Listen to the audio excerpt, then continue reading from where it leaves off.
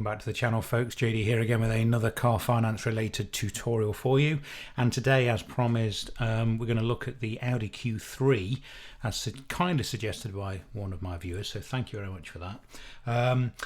It's going to be considering an Audi Q3 purchase three different ways. Okay, so I'm going to try and find a very similar car, and we're going to look at a PCP on a new deal. We're going to look at a PCP on a used deal, and we're also going to look at leasing the car, and we'll use the same term, so 48 months. Audi uses the 47 plus 1, so 47 equal payments month, 48 being the guaranteed future value. And the same for the lease. We'll look at a 4-year lease with a similar deposit. We'll look how it affects different deposits, or initial rentals as you call them when you are leasing, and we'll also base the lease on the same mileage terms as the PCP, which is 10,000 miles per year. Okay, so first of all then, if we just look at a new Audi A3, so this is just simply taken from the Audi Q3 website today, and I've picked an Audi Q3 S-Line. It is the 30, I've completely lost touch with Audis these days, but this is the Audi S-Line 35 TFSi manual, and as you can see, and I briefly touched upon this on a video a couple of days ago, and I was talking about a few tweaks to the spreadsheet that I'm making. Like some other manufacturers, I know Ford are doing this at the moment, they are offering kind of a payment break. So it's very similar when you take out a personal loan and you can defer the first monthly payment for a few months. Audi are offering this look where you kind of have a 48-month agreement, but you are not paying any payments for the first 3 months. So essentially it's going to be months 1 to 3 nothing, and then month 4 to 44 sorry, that's wrong. Month 4 to 47, your equal payments, then month 48 being where your final value lies. So they are saying recommended on the road price, including metallic paint, so that's quite nice, is 34,260, and then we have got a deposit, a customer deposit of 569904, and an Audi contribution of 3,500. Total amount payable almost 38,100, and it's got £339 a month with the first 3 months. I'm not going to say free because they're not free. You're still going to be charged interest on the 48 months, not the 44 months, but you don't have to find any money for the first 3 months. So let's just whack that into the spreadsheet. So this is a bit of a prototype spreadsheet. I haven't released it yet, whereby we can add on a payment holiday at the beginning. It's getting there. As you can see, I'll put the figures in here, and it's coming out at the moment. It's not far out actually. It's coming out at 33942.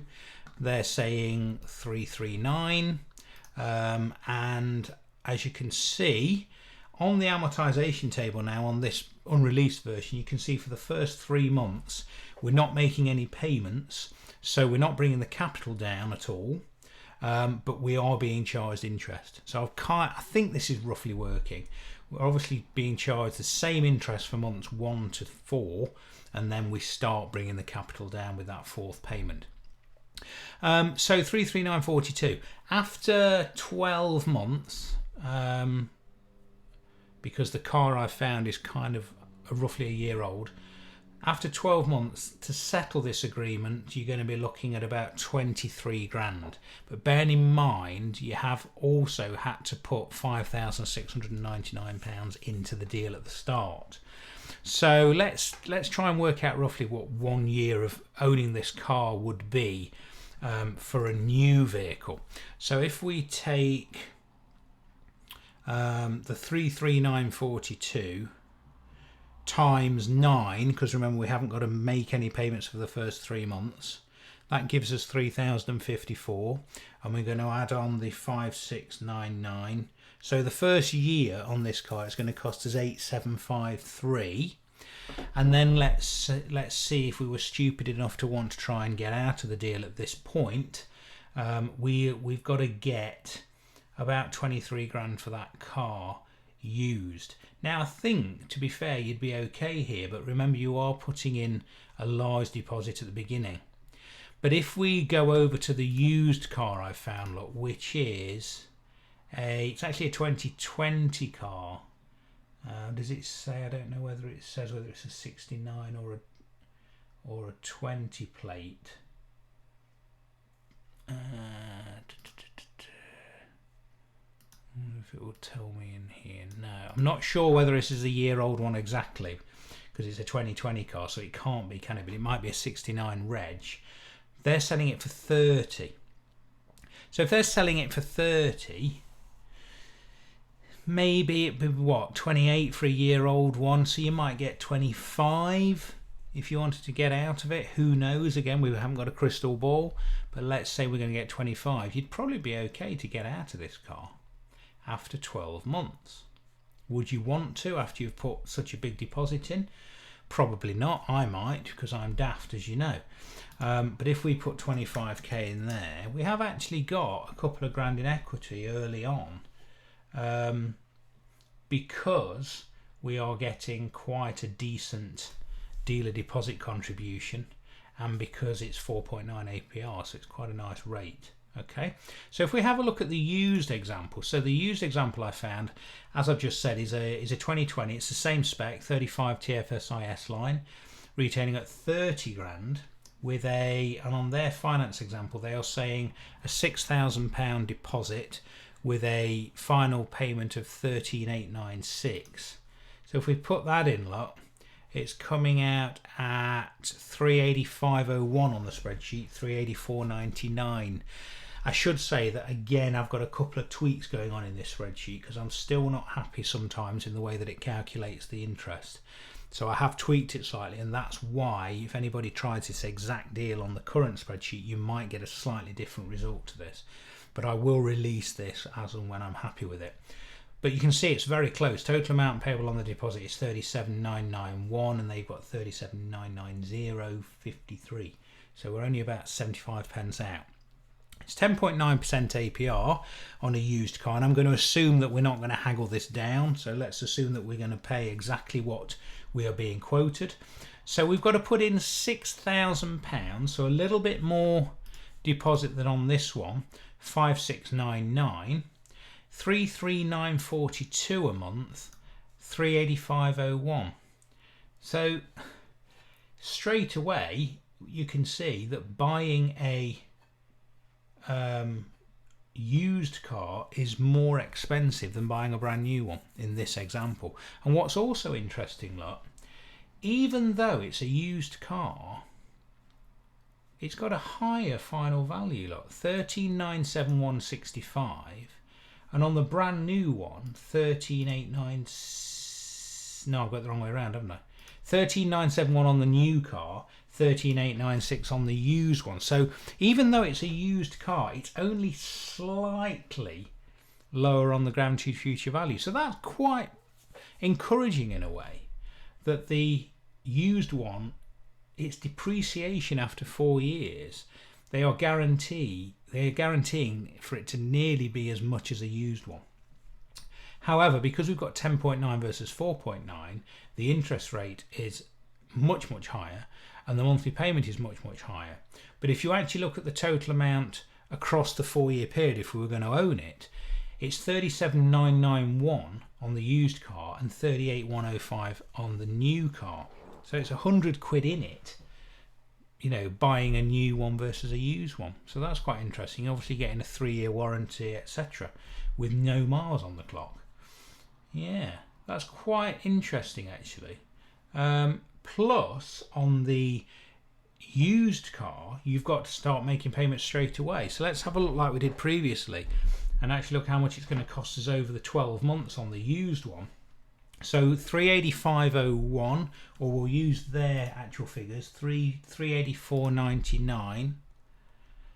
384.99 times 12, because we've got 12 payments this time, 4619, plus deposit of 6k, 10619. So what was it before, 8,000 something? So a couple of grand more to run the used version in the first year compared to the new one. And again, what are we going to owe on this?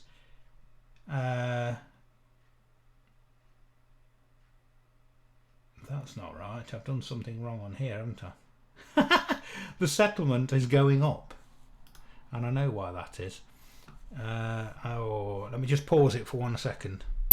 Right, welcome back. I've just made a very quick adjustment here. So now it's working. Look, so settlement after 12 months on the used one is 21,776 thereabouts, and on the new one it's 23,047.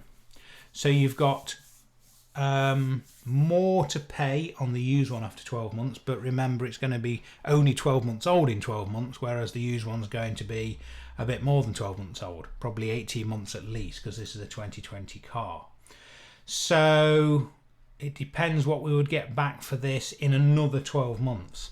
You know, who knows? I suppose we could nip over to Parker's and have a look. So if we go to Parker's and we'll go, now it's a 2020 car now, so let's say it's going to be a 2019 car.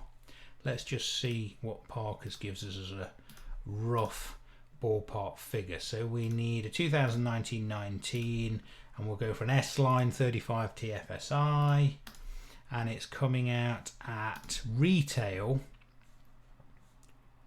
25,825 to 26,585. So what, let's hazard a guess. Again, we don't know, we haven't got a crystal ball, but let's say 23 grand you might get trade in. So 23 after 12 months on the used car. You know what, there's not going to be much in it at all. 800 odd pounds equity versus nearly 2 grand equity. You know, who knows? It's obviously, as you know, it's only a guess. But in this example, it seems definitely worthwhile to buy a brand new car compared to buying one, say, 9 months old. Monthly payment is less. You've got 3 months payment holiday. You've got much lower interest. And it looks like you may have a little bit of equity on the car even in 12 months time. The VT point on both agreements, 33.75 months on the used and 29 months on the new, because you've got that bigger deposit going in. Look at the start, as long as it's on the invoice as a deposit and not a discount, you could find that if you were in financial difficulties and you needed to get out of this car, you might be able to get out of it nearly 5 months earlier on the new car versus the used car. So that's something else to bear in mind when you're comparing things. As I've said before, as long as the deposit is shown as a deposit and they count it as a deposit, you know, and not as a discount, you could find that if you did get into difficulties, you could voluntarily terminate on the new car earlier than on the used car. Okay, so what we'll do now is just have a quick look at a leasing offer. So again, I just did a search on Google. As I keep saying, no affiliation with anybody. It's totally random. And I went over and I did a search and I found Blue Chili cars. Again, I've put exactly the same vehicle in, so Audi Q3 35 TFSi S-Line 5-door, and as I said, we'll use the same term, so 4-year term, 10,000 miles a year. And as you can see, it's coming out on a 48-month personal lease, 10,000 miles a year at £341.79 a month, but that's with a 9-month initial rental. So your 9-month initial rental works out at £376.11, but there's also a bit of an admin fee of 360 quid. And also with a lease, it's much more difficult to get out of. You know, there's no option to buy it at the end, and usually, I don't know how terminating a lease works. You would probably have to pay the entire amount left on the lease to get out of that car. So it's not so flexible with a lease, as you know, but it's looking at £341.79. So let's do the first 12 months again. So £341.79 times 12 is £4,101.48 plus the admin fee of £360, £446.148 plus our initial rental of £3,076. So just for comparison purposes, the lease is the cheapest option, but only in the first year, you know, because it's going to be more difficult to get out of the car and give it back, etc. If we wanted to match the deposit that we would have to put in on, say, the new car, which remember was 5,699, you can only go up to 12 months on here, initial rental, but even that, look, £324 a month as opposed to £339, so £15 a month less, and 3891 deposit or initial rental with a £360 processing fee. So I suppose what we could do is look at how much this is going to cost us over the complete 4 years. So let's assume we're going to keep the car or all the cars over the entire 4-year period. So the lease, let's start with that. It's going to cost us £324.32 times 47. It's probably going to be 47 because your first month is your initial rental. So that's 15,243 plus your 360 plus your 3891.84 initial rental. So to lease the Q3 over 48 months and then give it back is 19,494. Just going to make a note of this somewhere. So lease for 19,494.88. Okay, new is going to cost us 339 times 44 payments, because remember we've got those first 3 free, so that's 14,916 plus 5699.04. There's not going to be much in it at all, you know. 261504 on the new car. On the used car, we're looking at 385. What did they have? They had 384.99. So 384.99 times 47, 18,094 plus 6,000. This is interesting, look. 4 years on that is going to cost us 24,094.53. So used 24,094.53. Look at that. So if my maths is correct,